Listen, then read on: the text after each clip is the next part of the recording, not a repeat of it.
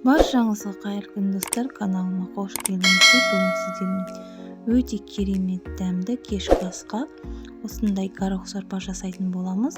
Алдын ала керекті заттар: бір сәбіз қолдандым, яғни кубиктеп турап алатын боламыз. 6 картоп қолдандым. Картопымызды де осылайша турап алатын боламыз. Бізге 2 пияз керек болады.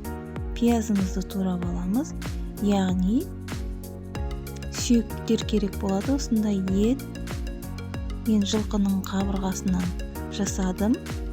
Алдын ала жуып тазалап аламыз, яғни қыздырып қазанымызды, сұйық майымызды құйып, жаңағы жуып алған етімізді де салып қызартып қуыратын боламыз. Достар, каналға тіркеліп, лайк басып, комментарий қалдырыңыздар.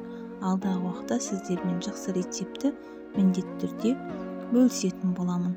Осылайша етімізді де жақсылап қызартып қуырып алып, яғни сәбізіміз бен пиязымызды да салып қуыратын боламыз. Картопымызды саламыз.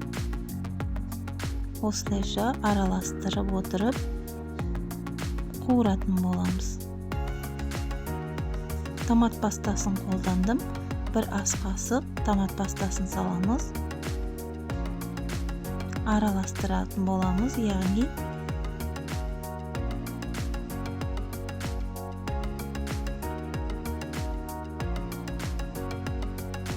алдын ала жуып тазалап алған горохымызды де салып, яғни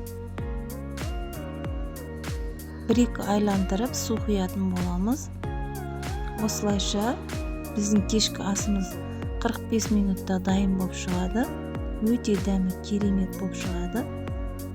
Видеода көріп тұрғандарыңыздай біздің кешкі асымыз дайын болды. Міндетті түрде жасап көруге кеңес беремін.